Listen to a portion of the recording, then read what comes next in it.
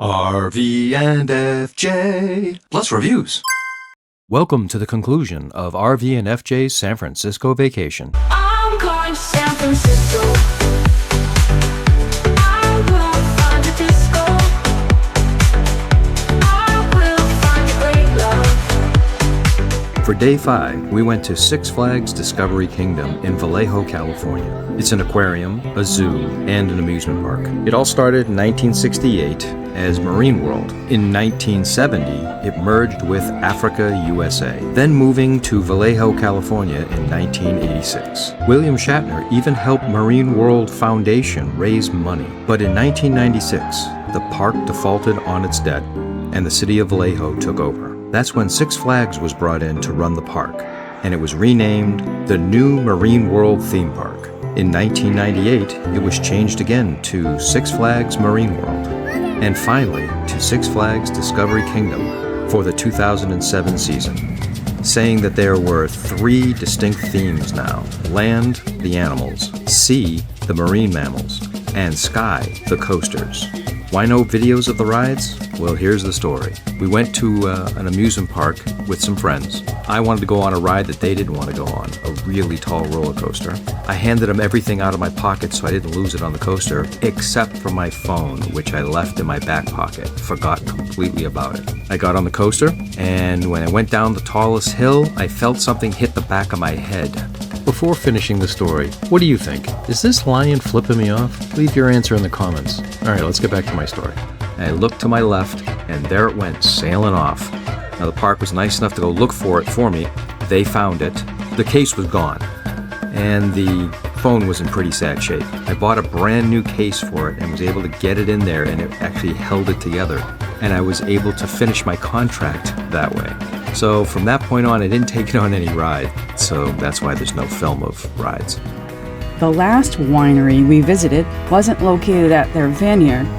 It was a quaint little tavern with a patio overlooking the San Pablo Bay in Rodeo called Four Fools Winery. They offer walk-ins for wine tasting in a casual atmosphere and very reasonable prices. I'm going to San Francisco. Day 6 was a trip to California's Great America in Santa Clara, California. It started as Marriott's Great America in 1976. Then in 1995, just Great America, until 1993, Paramount's Great America. Then back to just Great America again in 2007, and finally in 2008 as California's Great America. The crazy set of names. We ended our days by relaxing at the hotel fire pit with our own wine and charcuterie. At the Courtyard by Marriott in Foster City, a great place to stay. I'm going to San Francisco. I will find a disco. We started our last day at Pier 39, at the edge of Fishermans Wharf. Built in 1978, this popular tourist attraction, built atop a pier, is home to restaurants, shops, an arcade, aquarium, and some street performers and sellers. There's even a few rides. From Pier 39, you can see the Bay Bridge, the Golden Gate Bridge, Angel Island, and Alcatraz. And then there's the sea lions. Love them or hate them, they've been around since 1989.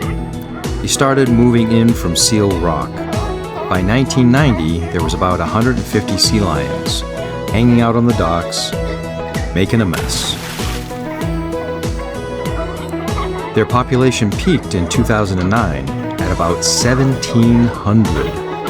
And today, during peak season, it's down to about 11 or 1,200. I'll tell you, the sound, and especially the smell, can really be bad.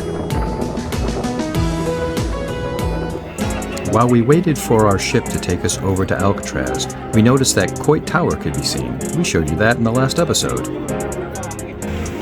From the boat, we could see Bay Bridge, Alcatraz, the skyline, and the Golden Gate Bridge.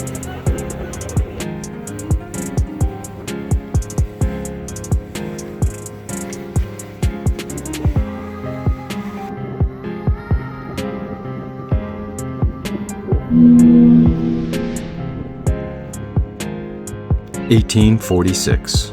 Alcatraz was bought for $5,000. President Willard Fillmore ordered it to be used as a military reservation. 1858. The Army Corps of Engineers begins fortification of Fort Alcatraz with just shy of 200 soldiers. 1861. Civil War starts. By 1866, 105 cannons are installed. The isolated island, with cold winds and strong currents, was used for POWs.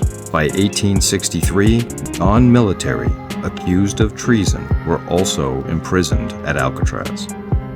1867, the basements that were used to store prisoners were overcrowded, and a brick jailhouse was constructed. 1898, the Spanish-American War POW prisoners, numbering over 450, were imprisoned here. From 1909 to 1912, an extra-large concrete cell block was built. World War I, conscientious objectors were held at Alcatraz, aka Uncle Sam's Devil's Island. 1933, the Department of Justice takes over, renaming it Alcatraz Federal Penitentiary. 1934, the first 137 prisoners arrive. The most famous of prisoners, Al Capone, Robert Birdman of Alcatraz Stroud, George Machine Gun Kelly, Bumpy Johnson, Mickey Cohen, Arthur Doc Barker, Alvin Creepy Krampus. In 29 years, 36 prisoners tried to escape, 14 different times. 23 were caught, 6 were shot dead, 2 drowned. The rest were listed as missing and presumed drowned. 1963, Alcatraz cost more than 3 times to operate than any other prison because of its location. The decision was made to close it. Okay, enough with the history lesson. How did we really feel about the place? Well, this garden here that you see was the warden's wife's garden, and the warden's place looked pretty cool. But this stuff, this depressing area, this kitchen is horrible. The morgue, this creeped me out. If you are really into this kind of history, you should definitely go. It is crazy interesting. But to think of the people who were put here and the life they had to lead, constantly being cold even during the summer. I'm more afraid of war movies and prison movies than I am of actual horror movies. After escaping Alcatraz, we had lunch at the Codmother Fish and Chips. We sat outside and enjoyed some delicious fried calamari and fish and chips. After lunch, we headed over to Ghirardelli Square for some ice cream and chocolate. San Francisco, 1869. The idea for a trolley system came to Andrew Smith after seeing a horse-drawn streetcar lose its grip in the wet and run down a horse. 1871. He received backing for the project. 1873. The first trolley starts service on Clay Street. 1877. Cable cars open on Stutter Street. 1878. Rail service begins on California Street. 1880. Geary Street, Park Street, and Ocean Street all open for business. 1883. Market Street gets a line. 1888. Powell Mason Line opens, the very line we rode today. 1892. The new Sacramento Clay Line opens. In all, a total of 23 routes are weaved throughout the city, all powered by coal-fired steam. 1912. The first GE electric motor was installed, and by 1926 the whole system was electrified.